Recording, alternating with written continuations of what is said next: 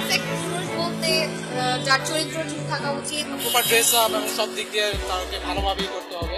Perfect পুরুষ বলতে আমি বুঝি পার্সোনালিটিকে অবভিয়াসলি। ভালো কাজ খারাপ কাজ এগুলোর পার্থক্য এখন কেউ বুঝে না, এটা বোঝা উচিত। এমন কিছু করা উচিত যেটা দেখে তাকে অন্য কেউ ফলো করে। শুধু যে তার পার্সোনালিটি সুন্দর হইতে হবে, তার লুক ভালো হইতে হবে, এই জিনিসগুলো অ্যাকচুয়ালি না।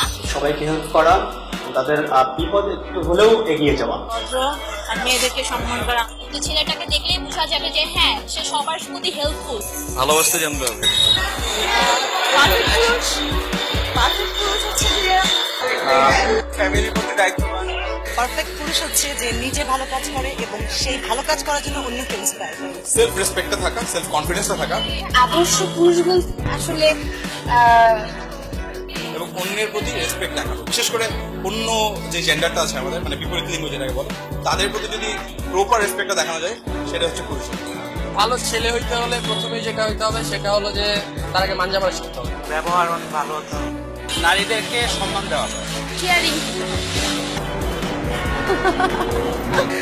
নরম সরমই হওয়া উচিত, বিনম্র হওয়া উচিত, অবভিয়াসলি ডমিনেট হওয়া উচিত না, কোনো কিছুতে ডমিনেট করা উচিত না। he has to be understandable. অবশ্যই পরিশ্রমী হতে হবে। যে যার কাজের মাধ্যমে অন্যকে ইন্সপায়ার করে, বোধশক্তি থাকে, যে নারীকে সম্মান করতে পারে, ভালো কাজ করবে এবং অন্যজনকে অ্যাপ্রিশিয়েট করবে ভালো কাজ করা।